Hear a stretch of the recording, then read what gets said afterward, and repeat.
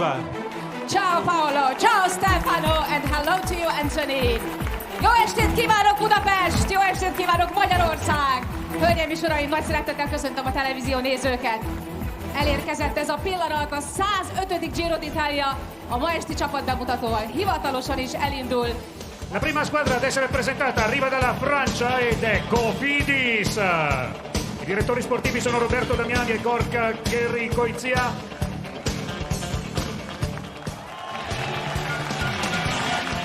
L'applauso per Cofidis. La squadra guidata da Roberto Reverberi e Alessandro Donati. Davide Capuro, quindi Filippo Fiorelli, Luca Comili e Filippo Zana.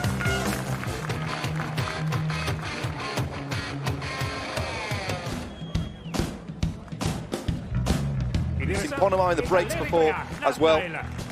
They've got arguably a team that can figure quite possibly on all different terrains. Interesting that Naknayo Tesfazion on the left of your screen has been given the number 1 in that team as well, which would denote often some form of... Well, they are a team which over recent years has emerged as a really in general classification, but they're here to win stages, aren't they? They are, and they've got some out-and-out race winners there. I mean, even Simon Carr as well is a rider who's really come up over the last couple of years. But then we're looking at Caicedo, who's previously won on Mount Etna, and of course, I think Cometa, another second division Italian team, but really well this year. And an interesting signing over the off-season as well. Diego Rosa will give them an extra bit of firepower in the mountains, and of course they will perform as well as hopes in the high mountains. But here they come, quick step Alpha Vinyl, and every race they turn up to. He really is enjoying this. There he is on the left-hand side. That's a good team though. Ballerini, Knox Morkov as well. Really is a good team. Mark Cavendish enjoying the A-lister lead-out man in Michael, their Eritrean star, whose breakthrough win at Gent-Wevelgem. He is a star in the making, isn't he? We've also got a Hungarian amongst the number as well, in the form of Barnabas Peak, who's moved over to Intermarché after spending a couple of years at Team Bike Exchange. So it's a good team. And there is the man. Hungarian road racing Banan.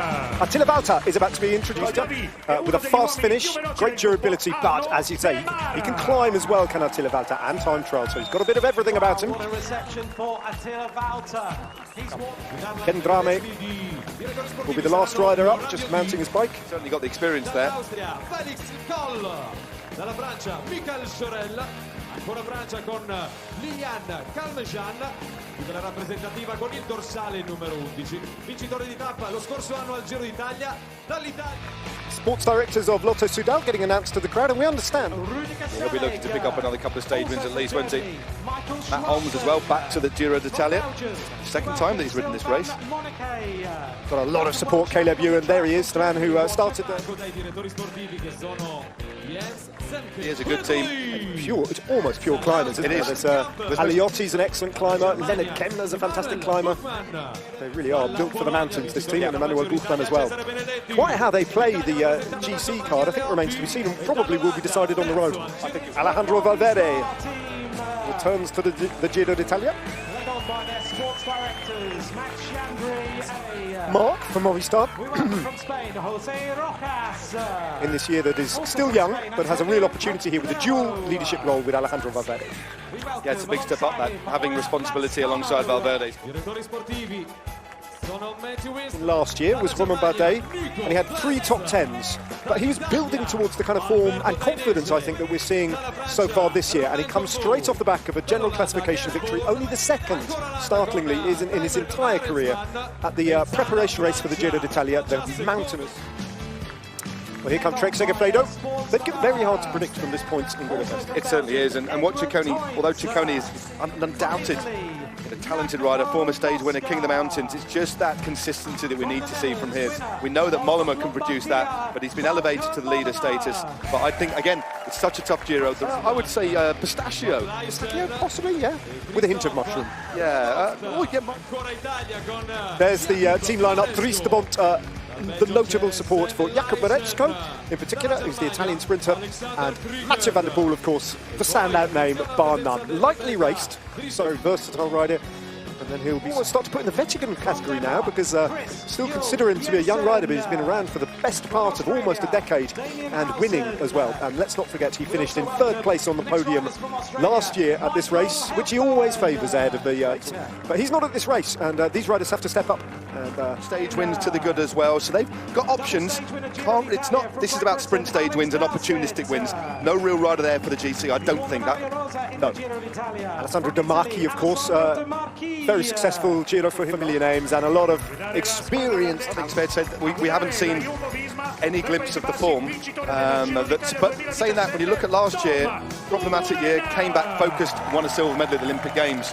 Different matter. It's hard for us to pick which of them. Bona fide GC superstars, and then in the form of Phil Bauhaus, somebody that can win sprint stages too, and then Tratnik, well, he's one of the best all-rounders out there, great time trialist and go for stage wins too, so and can augment their GC ambitions too.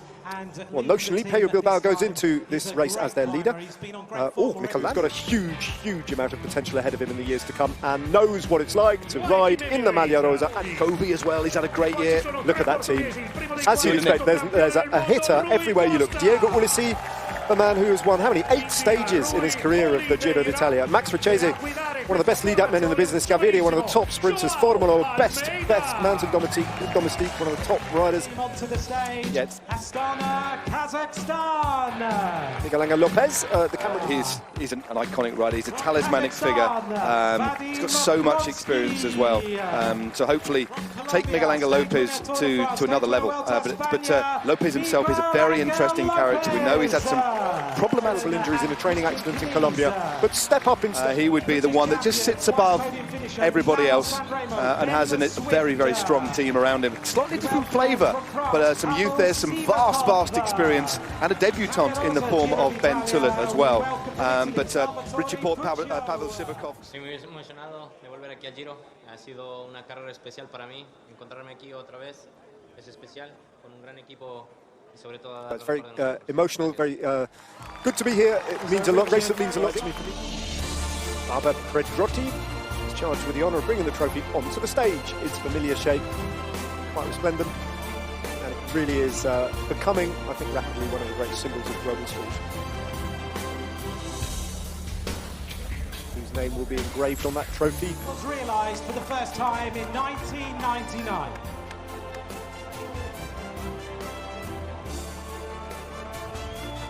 Yeah.